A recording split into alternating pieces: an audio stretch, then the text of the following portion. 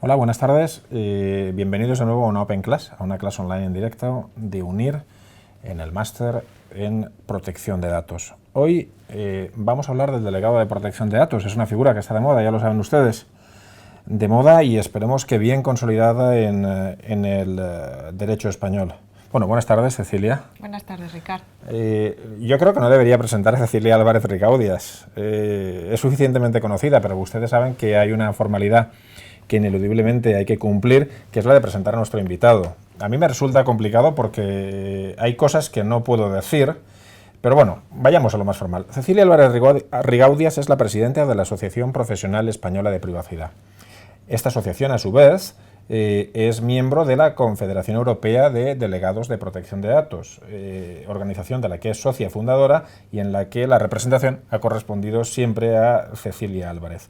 Además, es miembro del Leadership Council de la Conferencia de Sedona, formó parte del Grupo Voluntario de Expertos en Privacidad de la OCDE, que en el 2013 revisó las directrices, trabajó intensamente en la Resolución de Madrid sobre estándares internacionales de protección de datos, que ojalá hubiera tenido un mayor recorrido del que desgraciadamente tuvo, es la Directiva Europea de Privacidad de Pfizer y anteriormente trabajó en las áreas de protección de datos, informática y comercio electrónico durante 18 años en un conocidísimo despacho profesional en este país, Uría y Menéndez. Tiene numerosas publicaciones que ustedes pueden encontrar con facilidad conectándose, por ejemplo, a Dialnet, pero sobre todo les presento a alguien con quien comparto una pasión, que es la protección de datos. Es decir, ustedes se enfrentan hoy a dos sujetos particularmente peligrosos en esta materia, a los que nos va a costar, debo confesarles, acotar los 45 minutos de sesión. Las reglas de la sesión, algunos de ustedes ya nos han seguido con anterioridad, es que tiene una duración de unos 45 minutos y a partir del minuto 30 daremos paso a sus preguntas y también eventualmente responderemos algunas que se han hecho en diferido, no sé si es una buena expresión, que se han hecho de manera asíncrona en el registro en esta actividad. Yo voy a empezar en directo y sin anestesia. Tenemos un reglamento, ya lo conocemos, tenemos un anteproyecto de ley orgánica de protección de datos. ¿Tu opinión? ¿Vamos a peor o vamos a mejor? Bueno, primero, para yo ganar tiempo para responder a la pregunta sin anestesia, muchas gracias a la universidad y muchas gracias a ti, Ricard. Es mi primera Open Class, así que espero hacerlo bien. Sin anestesia, yo creo que el hecho de que se haya aprobado un reglamento como el que tenemos, el Reglamento Europeo de Protección de Datos, es ir a mejor. Creo que ha dado un mensaje muy claro que estaba precedido también por las últimas sentencias que hemos tenido en el Tribunal de Justicia de la Unión Europea de tener en cuenta la protección de datos como un derecho ya de cuarta generación y que forma parte del ADN de una sociedad digital. Y no podemos seguir ignorando algo que es esencial para preservar la dignidad del ser humano. También a lo largo de todos estos años, el reglamento no parte de cero, parte de una directiva y de unas leyes de implementación local ya desde hace numerosos años, donde hemos podido ver también la necesidad de un equilibrio también con otros derechos e intereses que conviven con la protección de datos, y las sociedades digitales nos van llegando con nuevos retos donde hay que saber adaptar esos grandes principios y el porqué de la necesidad de tener este derecho en nuestras vidas.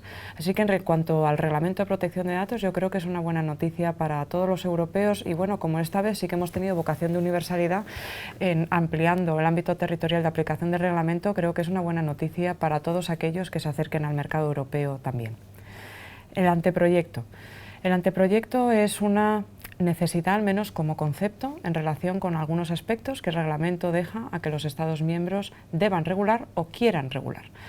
Si nos centráramos solamente en lo que quieran regular, realmente las leyes de implementación local deberían ser reducidas porque hay ámbitos, sin duda, que el reglamento deja, no son tan numerosos, pero los hay.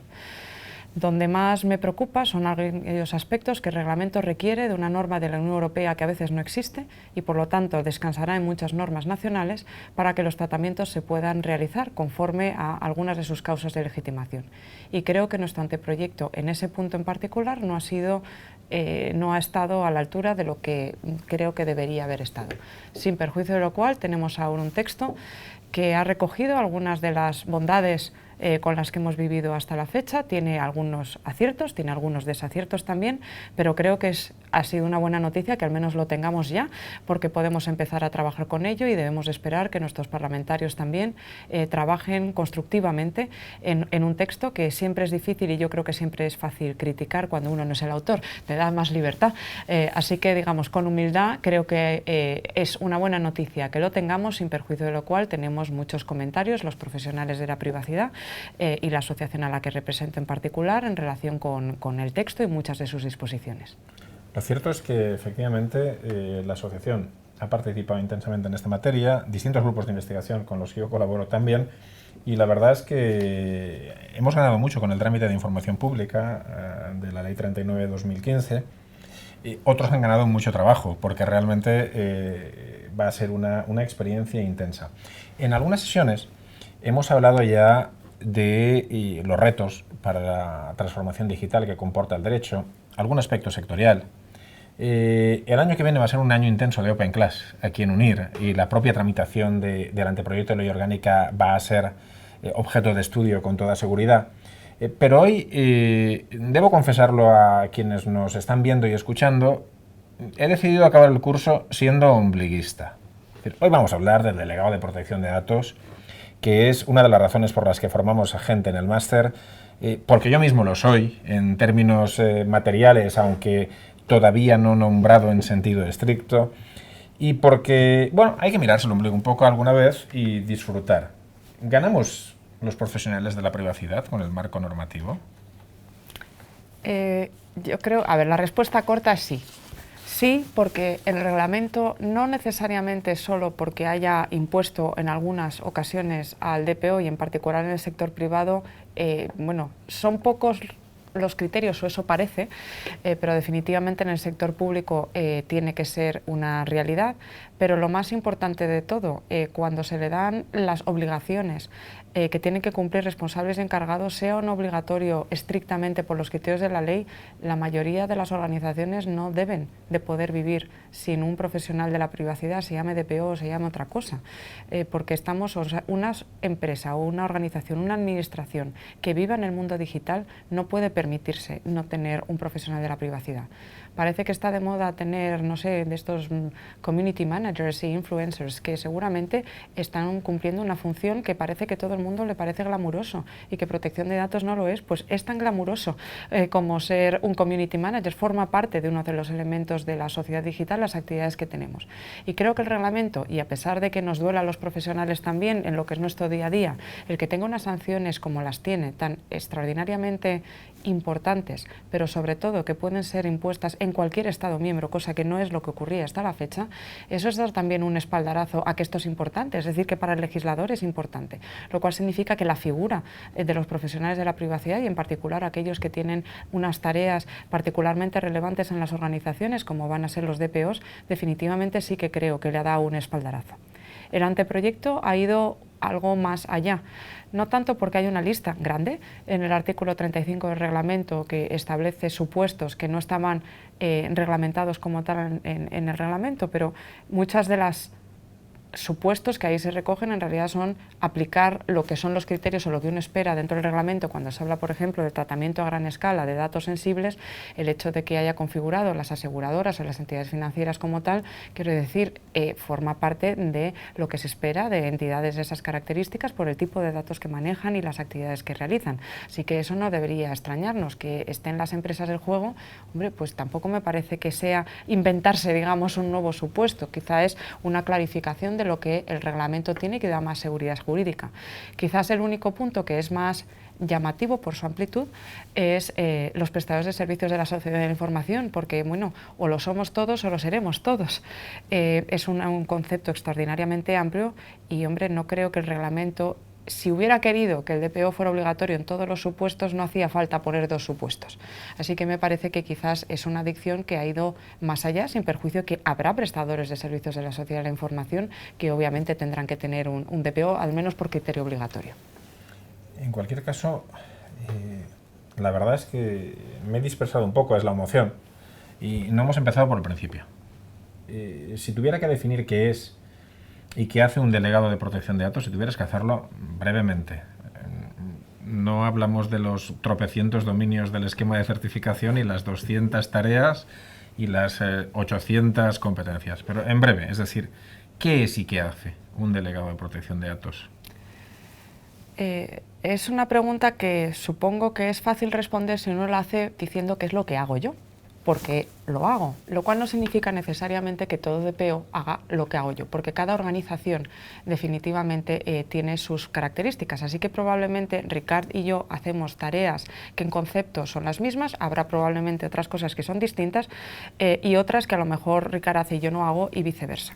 Así que sirva, digamos, mi experiencia no necesariamente como la guía del DPO, pero sí como una experiencia on the ground, en real, de qué es lo que hace un DPO en esta vida.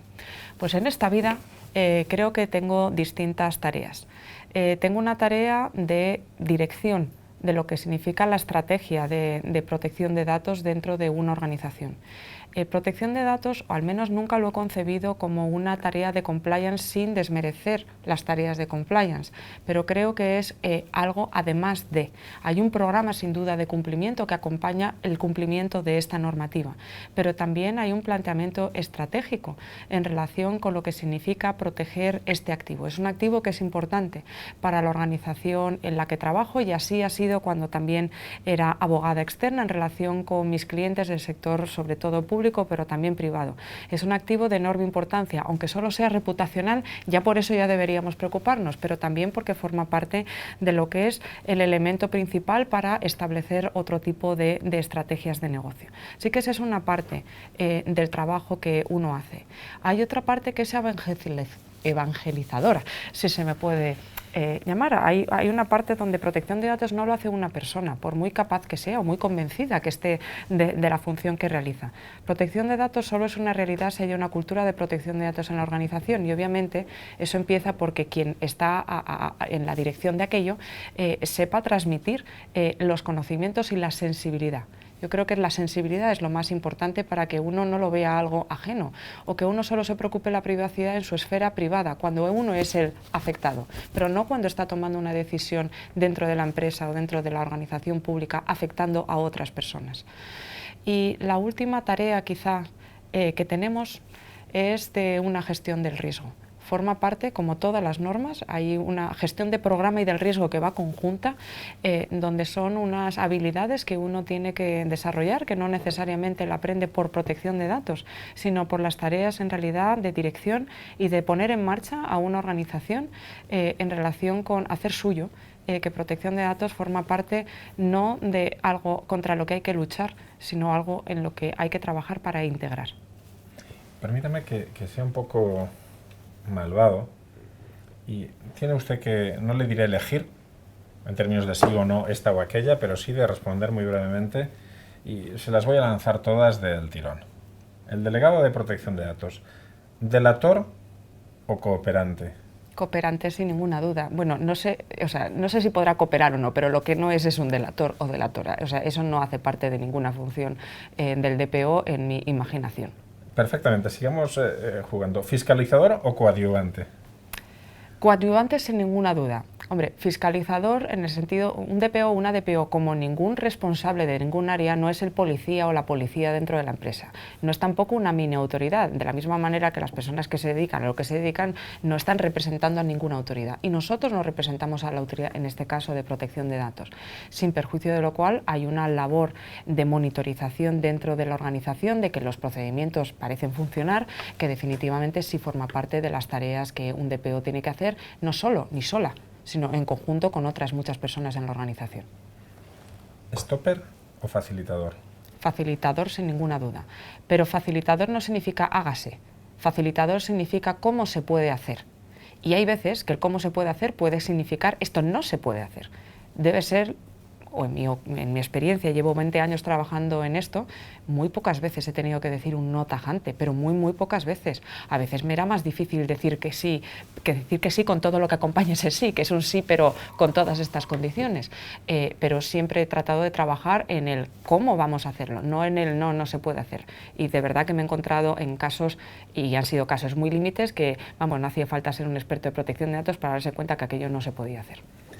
Y esta la tengo que explicar. La pregunta es censor o creativo, pero la tengo que explicar. Es decir, cuando nos enfrentamos a un proyecto, yo, maldito secreto profesional, no puedo contar de qué proyecto se trata. Pero hoy he tenido unas como 2 horas fantásticas en mi puesto de trabajo con un proyecto de investigación. Es decir, me he divertido. Las 2 horas de esta mañana examinando un proyecto de investigación, que no voy a contar, han sido las 2 horas más gratificantes de esta semana, puede que de este mes. ¿Por qué? Porque en mi entrevista con los investigadores hemos tenido que andar explorando lo que ellos creían que querían hacer con todas las posibilidades que el derecho pudiera ofrecer. Y el proyecto que ha salido después de la reunión era distinto del proyecto que había entrado en ella. Evidentemente estoy diciendo cuál es mi opinión respecto de esta pregunta, pero digamos que, curiosamente, ese bicho malo que es el delegado de protección de datos para algunos, ha servido para que el proyecto haya salido particularmente enriquecido, y debo decirlo, los investigadores no van a poder hacer menos de lo que pensaban al entrar por la puerta, sino incluso más. Así que la cuestión es, cuando enfrentamos un proyecto, ¿qué hacemos? Y ahora le voy a dar 3 posibilidades. Lo que se espera, dicen las malas lenguas, vamos a prohibir, vamos a censurar, vamos a limitar. Simplemente nos limitamos a escuchar y damos soporte a aquello que estamos escuchando, o tenemos que abordar, y si le parece mal, le parecerá mal lo que yo hago, pero no me preocupa, un enfoque creativo. Me resulta casi fácil la pregunta, quizá porque está dirigida, pero sí que pienso que es una labor creativa si tengo que elegir entre las 3. Obviamente, la creatividad también requiere tener la mente descansada y también requiere, o sea, hay muchas cosas dentro de la organización que se acaban parametrizando, con lo cual tu nivel de creatividad se debería dirigir en aquello que es más innovador y que nunca nadie ha mirado antes, porque lo que has mirado ya una vez no deberías estar 17 veces diciendo lo mismo, porque ya debería estar integrado en cómo se hacen las cosas dentro de la organización. Pero sin ninguna duda he tenido la misma experiencia que tiene Ricard, son experiencias positivas, y no solo porque me han escuchado, sino también porque yo he podido escuchar. Efectivamente. Y ha sido algo donde hemos ganado todos, porque he entendido mejor qué necesitaban, por qué lo necesitaban, y ellos han entendido mejor dónde está lo que a mí me preocupaba. Y juntos hemos podido construir algo mejor.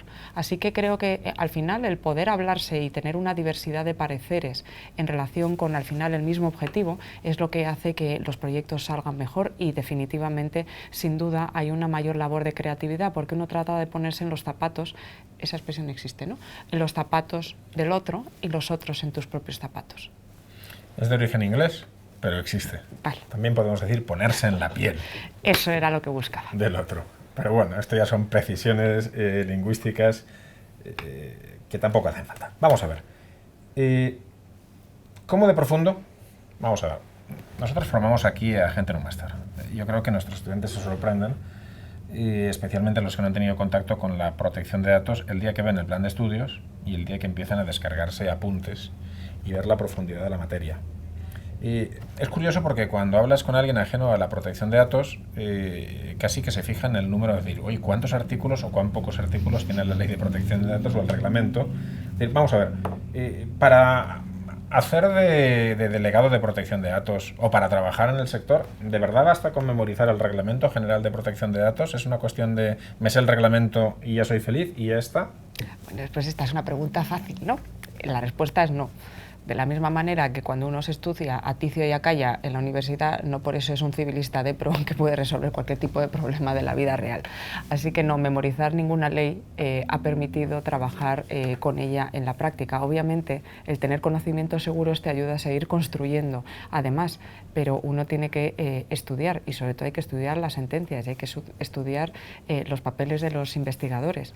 Investigadores a veces teóricos, que están alejados de la realidad, porque también a veces te dan una perspectiva diferente, y sin duda también investigadores que están en el terreno de la práctica. Cuando uno está en la universidad, yo creo que a lo mejor uno tiene la idea que una vez que ya tiene el diploma ya no estudia más y empieza a trabajar y ya todo es divertido. Hombre, yo me divierto en el trabajo que hago, pero me divierto también porque estudio mucho, y cuando me desespero es cuando no tengo tiempo para seguir estudiando.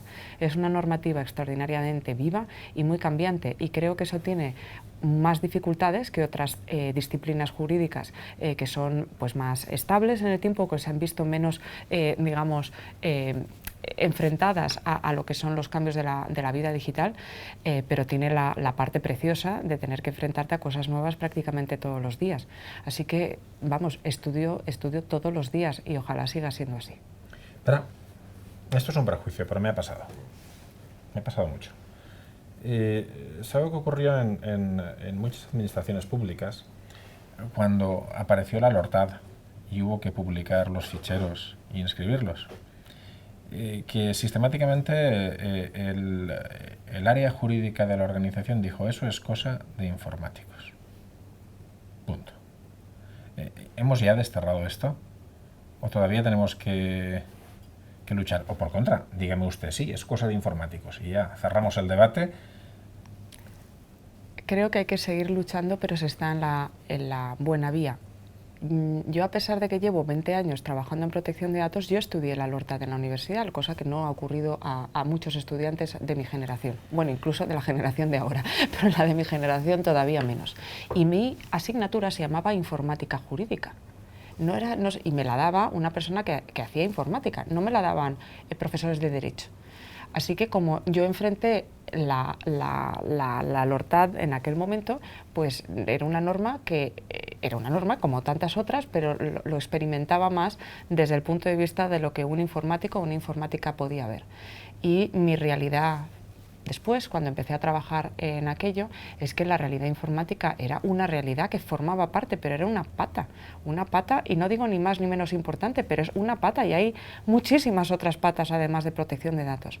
Así que, sin perjuicio de que las labores informáticas son esenciales e importantes, y sobre todo porque ya vivimos en un mundo donde todo está informatizado, no se ciñe ni se puede limitar a una labor informática únicamente.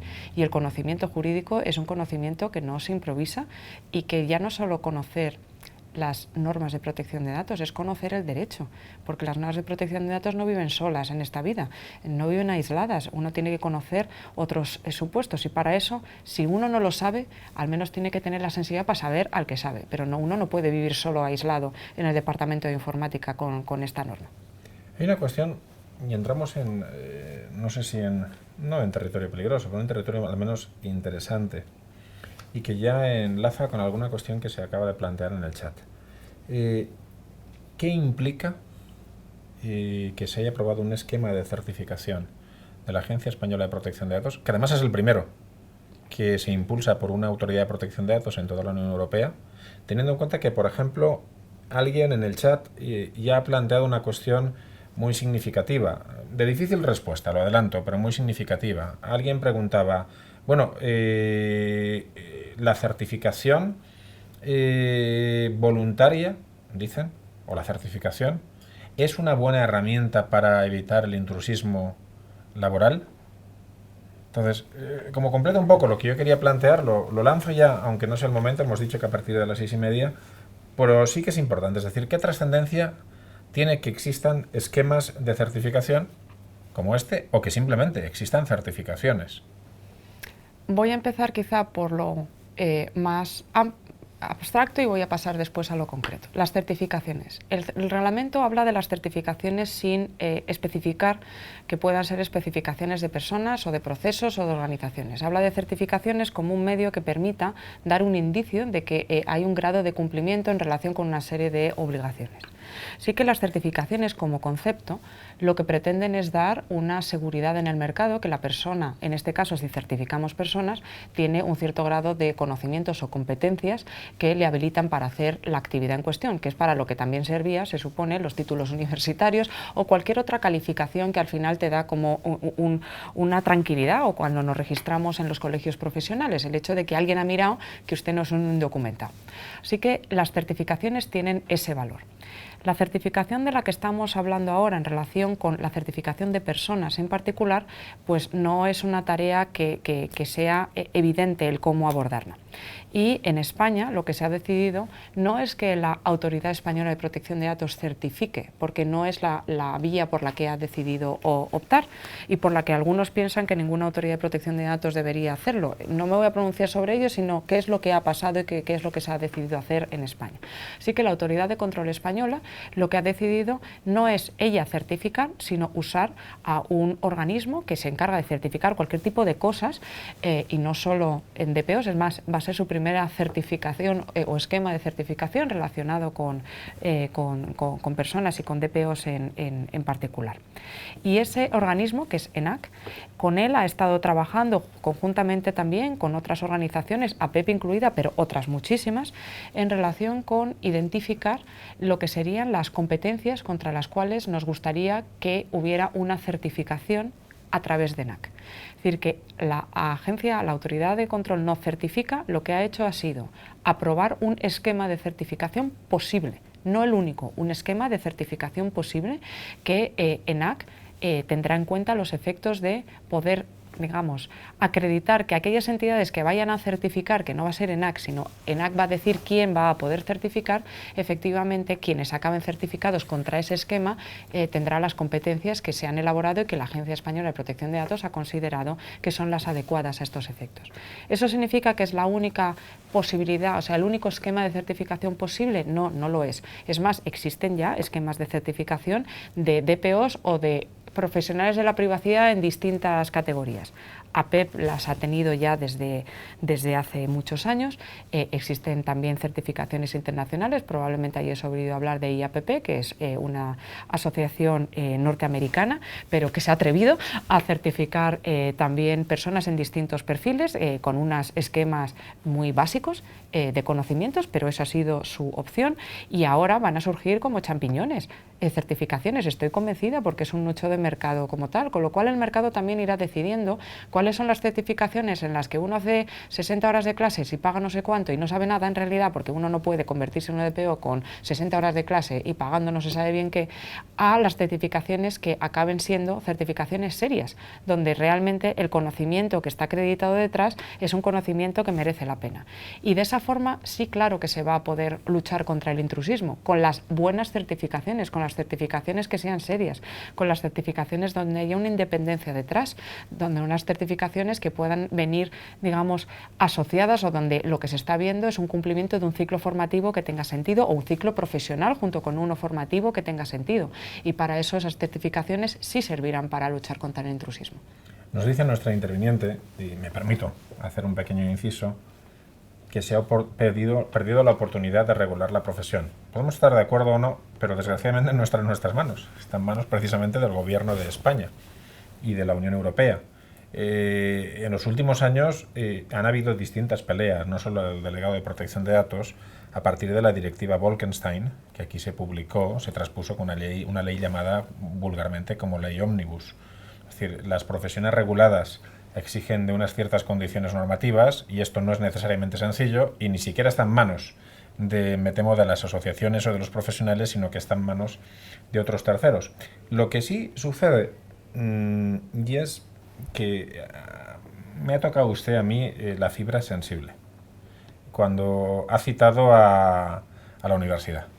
Porque en todos estos debates, en los últimos años, de repente es como si las gentes que obtienen un título universitario, entiendo que riguroso, y como que no son nadie ya, para que nos entendamos. Es decir, vamos a ver, ¿usted cree que la certificación desplaza a la universidad, que la universidad ya no pinta nada en esto, o por contra? Y esta es mi opinión, que la universidad sí tiene mucho que decir, que forma a profesionales altamente cualificados y que nada impide que la universidad y las certificaciones convivan y se alíen. Cuando estuvimos viendo las certificaciones en APEP, una de las cuestiones que tratamos fue qué titulación universitaria, si es que iba a ser eso uno de los requisitos, queríamos tener. Y después, en relación con los muy pocos entonces másters de protección de datos, cuáles podían ser considerados como equivalentes o que pudieran dar un mismo seguridad en cuanto al rigor de conocimientos que podía aportar una certificación. Así que esa labor, sin duda, yo creo que las universidades tienen una labor muy importante. La dificultad a la que se enfrentan en lo que es el ciclo formativo de las profesiones, digamos, tradicionales, es que seguimos estando muy encasillados. Y esto no es solamente una cuestión española. Creo que el que estudia para médico solo sabe de cosas de medicina, el que estudia para derecho solo sabe cosas de derecho, el que estudia para ingeniero no sabe nada de derecho y solo sabe de ingeniería. Y al final nos damos cuenta que en nuestra vida profesional necesitamos saber, obviamente, ser especialistas en algo, pero saber un poquito más de todo. Es decir, no es normal que un abogado no sepa nada de estadística, o no debería serlo en el mundo en el que vamos a estar. De la misma manera que un ingeniero debe saber hablar y escribir y no tener miedo de leer nada y tener una sensibilidad en protección de datos. O sea, la universidad no ha estado en la creación, digamos, de las ofertas universitarias de grado, han seguido estando muy encasilladas. Donde se le ha abierto, y creo que tiene un campo enorme, si no es corregir aquello, además de, es sin duda, en los másteres de especialización, como este en particular de protección de datos, y ha habido otras muchas universidades y tienen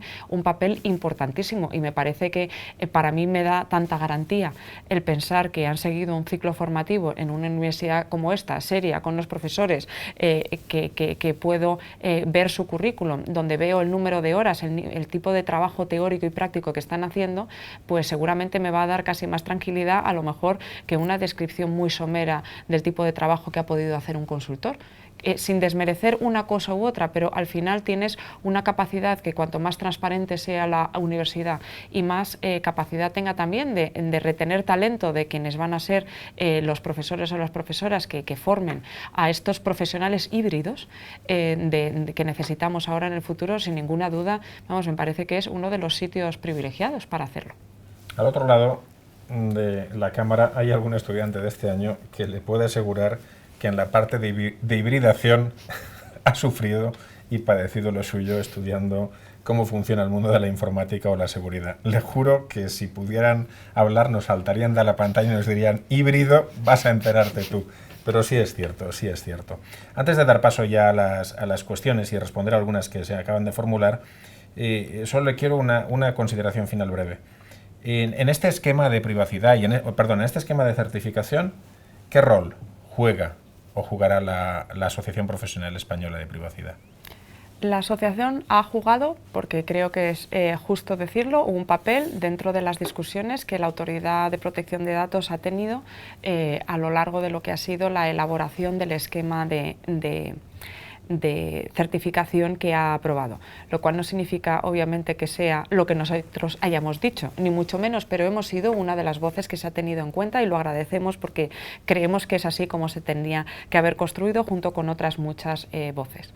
Eso hace que en relación con este esquema de certificación que ha aprobado la autoridad de control estemos más que comprometidos en tratar de certificar ese esquema de certificación con todo el trabajo que eso conlleva, pero creemos en ello, lo cual no significa que vayamos a abandonar otras certificaciones, no necesariamente todas, probablemente algunas se caigan, y estoy pensando en la del responsable de seguridad, que estaba realmente muy enfocado a una figura del Reglamento Español de Protección de Datos ya, digamos, desde la LORTAT, que venía acompañándonos, y probablemente eso es algo que habría que repensar, si tiene sentido en el mercado seguir trabajando y destinando tanto esfuerzo en hacer esa certificación en particular, pero sí puedo ver convivir otras certificaciones también porque necesitamos saber cómo reacciona el mercado.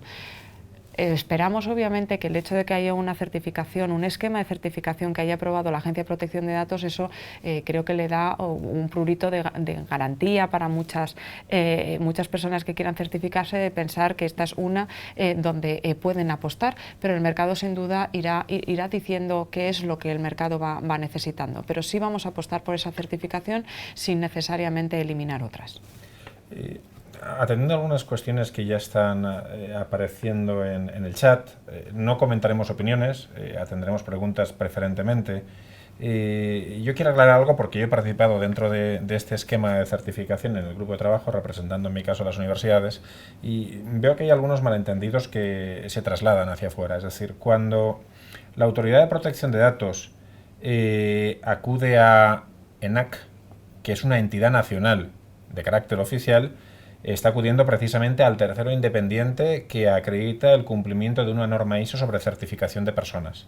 Por tanto, dentro de ese esquema, lo que hace la agencia no es otorgarle un poder a nadie, sino acudir a quien acude cualquiera que quiere certificar una certificación para que le ayude a desarrollar ese esquema y sea capaz de después de definir qué entidades como formadoras o como certificadoras reúnen los requisitos de la ISO correspondiente para poderles dar el sello que les permita actuar en el mercado en condiciones de confianza. Por tanto, le aseguro que en este sentido la agencia no ha ido con un tercero amigo, por decirlo así, sino que ha actuado de un modo absolutamente transparente, claro y muy preciso y, digámoslo así, razonable desde esa perspectiva. Por otra parte, nos preguntan, no es este el lugar, pero responderé, respecto de las relaciones de esta universidad con APEP. Las relaciones de esta universidad con APEP se mantiene y las condiciones de nuestro convenio en materia de certificación se conviene y además se actualizará en la medida en la que, permítanme serles sinceros, APEP no se examina. APEP define si nuestros dominios de conocimiento se alinean con sus certificaciones y actúa en consecuencia en un marco de relación cordial con las organizaciones. Dicho esto, y no sin antes decirle a Marcelo que ha tocado mi corazón al utilizar la expresión alma mater, añado algunas cuestiones que van apareciendo en el chat. A la de Javier Iglesias creo que Cecilia ha respondido. Cecilia ha dicho que APEP va a ser entidad certificadora, ¿es así? Sí. Lo que es posible que hagamos, y todavía estamos viendo, es si vamos a utilizar a un tercero o vamos a utilizar en el buen sentido de la palabra para que haga la labor estrictamente de certificación y quedarnos con la parte de la formación. Eso es algo que estamos todavía viendo cómo lo queremos hacer, porque requiere un esfuerzo ímprobo y tenemos que ver con cuántos recursos y fuerzas tenemos para emprender la tarea, pero sí queremos hacerlo. Enrique apunta a las competencias y nos dice, a las competencias o a las capacidades formativas, y nos dice: ingredientes: informática, seguridad informática, ciberseguridad, leyes, planificación estratégica, organización y métodos, planificación más organización más control. ¿Algo más? Seducción. Bien, me apunto, yo también. Seducción en el sentido de que uno, para evangelizar esta tarea que hablábamos antes y para poder convencer de la bondad de tus argumentos y que seas visto como lo que tienes que ser, como un partner y no como un enemigo, no como la policía, tienes que tener una capacidad de saber comunicar tu mensaje a tu audiencia, y las audiencias son distintas. Tienes una audiencia en lo que es un consejo de administración, tienes una audiencia en relación con las personas de negocio, tienes una audiencia respecto de tu propio equipo de trabajo, tienes una audiencia distinta respecto, si en el caso de que tu perfil sea más jurídico, con la parte más informática dentro de tu organización. O sea, que esa parte de seducción creo que hay que añadirla a esas competencias, estén certificadas o no. Retomemos porque se nos han formulado preguntas con anterioridad, alguna de ellas. Una muy rápida que resume y suma varios de las preguntas que se han hecho. DPO y pymes. ¿Van a poder absorber las pymes un DPO? No voy a preguntar ni siquiera interno, externo. ¿Va a haber un mercado para DPOs externos en las pymes? Yo creo que sí. O sea, de nuevo, volvemos a hablar de las nuevas profesiones. O sea, las pymes parece ser que no pueden vivir sin un community manager. O sea, ¿cómo puede ser que me digan que van a poder vivir sin un DPO? O sea, el hecho de que uno sea pequeño no significa que uno no tenga en cuenta el entorno normativo en el que uno va a vivir, ni en el entorno tecnológico en el que uno va a vivir. Así que de la misma manera que digo yo que tendrán ingenieros entre sus filas para la sociedad digital, pues tendrán que tener un profesional de la privacidad, se llame DPO o se llame otra cosa. Y eso puede ser, dependiendo de cuán complejo sea lo que vayan a realizar, hay cosas que se pueden externalizar, sobre todo cuando son anticipables y que no sean muy complejas, y otras que necesitarán tener una persona que esté más cercana a su día a día. Y no necesariamente todas las personas que trabajan en una organización pequeña están 24 horas todos los días de la semana, así que el DPO no necesariamente tampoco tendría que ser esa figura si el tipo de cosas que están haciendo no están conllevando unos grandes riesgos para la privacidad. Pero para saber si hay grandes riesgos, primero hay que tener la sensibilidad. A mí, permítame aportar aquí, aunque nuestra invitada Cecilia, al menos decir algo. Yo honestamente pienso que las pymes, cuando inician muchas actividades, necesitan un informe técnico. desgraciadamente mi postura no va a triunfar. Nuestra Agencia Española de Protección de Datos no va a exigir este tipo de informes y esta especie de DPO part-time, pero creo que las pymes harían bien, del mismo modo que piden informes técnicos para otras cosas, pedir un informe técnico y tener unas directrices hechas por un especialista cuando tratan datos. Me parecería bastante razonable. Es un consejo que les damos desde aquí, que no sé si atenderán, pero creo que sería fundamental. Estén obligadas o no a tener un DPO, pero nos preguntan algo que afecta directamente a APEP. ¿APEP tiene sus itinerarios formativos consolidados o los va a cambiar en función del esquema de certificación? Los va a cambiar, sin ninguna duda. Lo que pasa es que hay muchas cosas que no necesitan cambio. Es decir, no voy a decir los va a cambiar, los va a revisar, porque es su labor tener que revisarlo en función de lo que son las necesidades. Lo que pasa es que tenemos bastante confianza que, como ya teníamos en cuenta, y esto es gracias a quien me acompaña hoy en la mesa, la ISO en cuestión contra la que está construida el esquema de seguridad, habrá una multiplicidad de aspectos que no requerirán cambio, pero revisar se tiene que revisar sin ninguna duda, para estar bien seguros que no hay ningún elemento en particular, y además también porque vamos aprendiendo con la experiencia. No es lo mismo los esquemas formativos que teníamos cuando iniciamos las primeras certificaciones que los que tenemos ahora ni los que tendremos mañana.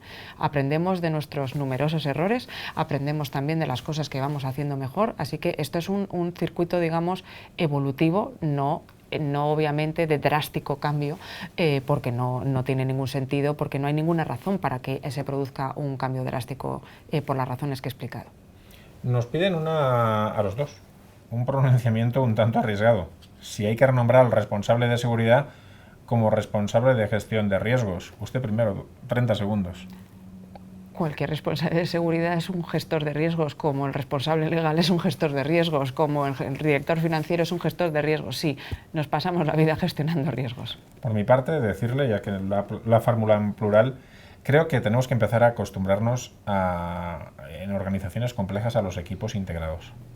Y creo que, por tanto, el responsable de seguridad gestionará unos riesgos, el delegado de protección de datos gestionará otro, el asesor de compliance digamos que gestionará otro.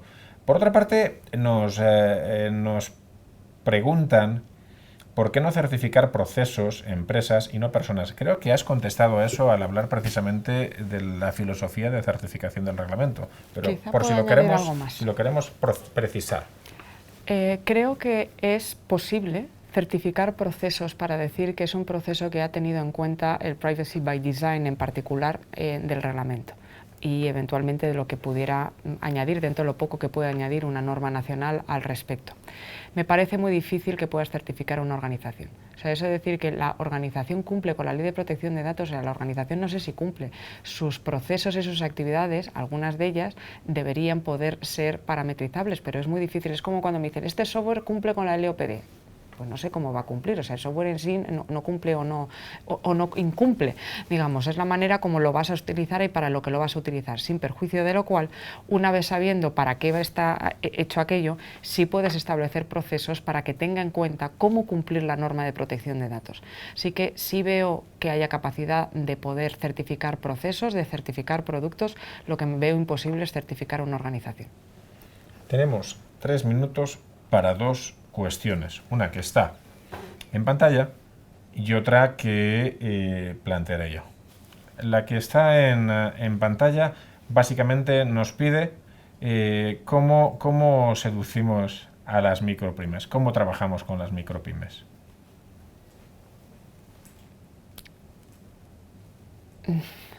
Es que estoy tratando de ver el cómo, que quiénes somos dentro de esta historia. Si el cómo es yo soy un DPO externo que trato de vender mis servicios, pongamos que eso puede ser un escenario probable, pues yo creo que con humildad, tratando de conocer bien qué es lo que está haciendo esa pyme sin asustar.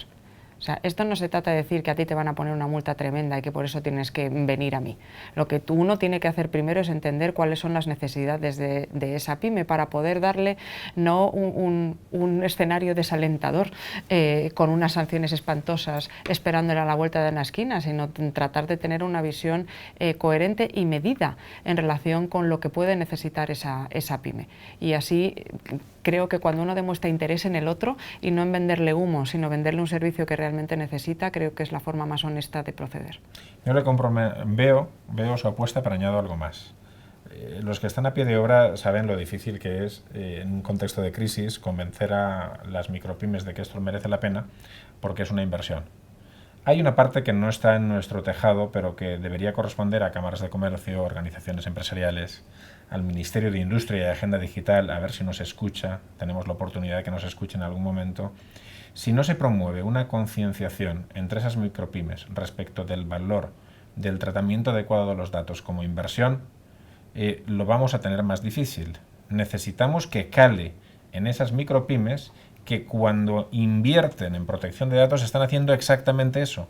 Están invirtiendo, no están gastando, que es la percepción que tienen. Para acabar con la cuestión, ya casi fuera de horario, quiero preguntarle por una previsión muy concreta del reglamento. Perdón, del anteproyecto de ley orgánica de protección de datos. Por fin, los profesionales de la privacidad estaremos representados en el Consejo. Además, creo que han atendido a mis peores malos pensamientos, porque desaparecen representantes con los que yo había bromeado y no tenía la intención que desapareciesen, pero han desaparecido. Así que la cuestión es, no le pregunto sobre los que desaparecen, sino sobre los profesionales de la privacidad. ¿Qué le parece que aparezca en el anteproyecto de ley que van a formar parte del Consejo de la Agencia? Y con esto terminaremos.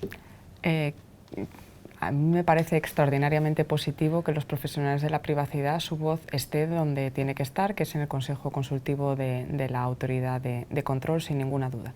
Es más, hay una multiplicidad de cargos del sector público y la representación del otro sector definitivamente no estaba, y los DPOs además en particular participan de las dos sectorías, si se me permite la expresión. Así que creo que es una excelente noticia, al que debemos de agradecer en primer lugar a quien tengo aquí a mi derecha, porque forma parte de una reivindicación ya de hace tiempo de APEB y en particular iniciada en primera persona por Ricard y continuada por los que hemos tenido la suerte de tener ese terreno ya avanzado. Así que creo que eso es una excelente noticia. La noticia menos excelente es que parece que necesitamos una tutela por parte del Ministerio de Justicia, lo cual me parece sorprendente, sobre todo porque los otros que están representados no parecen necesitar esa tutela. Cuando uno ve los de consumidores y usuarios, pues tienen las asociaciones de consumidores y usuarios quienes los nombran, y así sucesivamente. Además, la propia independencia que debería regir cómo funciona la Agencia Española de Protección de Datos, se me antoja algo sorprendente que sea el gobierno a través, en este caso, del Ministerio de Justicia, quien realice ese nombramiento de los profesionales de la privacidad. Así que bueno, supongo que será algo que no necesariamente haya sido muy pensado y que se pueda corregir sin entrar, digamos, en una discusión particularmente muy sesuda, porque parece que cae por su propio peso. Respecto de los desaparecidos, a que me han dicho que no hable de los desaparecidos, pues hombre, creo, cada vez me doy más cuenta de cuán necesario es el conocimiento de la historia para no repetir los errores del pasado. Y esto como una reflexión como ciudadana en general. Así que, aunque a veces no veía yo la razón de por qué estaban ellos representados y no nosotros, creo que a lo mejor también habría que repensar esa cuestión. Pues para finalizar, quiero agradecer a la audiencia, la que está al otro lado, la santa paciencia y la superación de algún que otro obstáculo que hemos tenido durante la transmisión. Lamento honestamente no haber podido atender todas y cada una de las preguntas. He procurado sintetizarlas y, cuando eran comunes, hacerlas comunes, y sé que han habido un par de preguntas que directamente atienden a la práctica de la Asociación Profesional Española de Profesionales de Privacidad, y a la propia UNIR. Les recomiendo que a través de los servicios de atención de una y otra organización, esas preguntas tan concretas y que han hecho las trasladen, porque estoy seguro que al otro lado hay personas que las atenderán de manera muy directa, clara y entendible. Así que muchas gracias por estar ahí. Espero que la sesión haya sido de su agrado y interés. Hasta la próxima. Muchísimas gracias.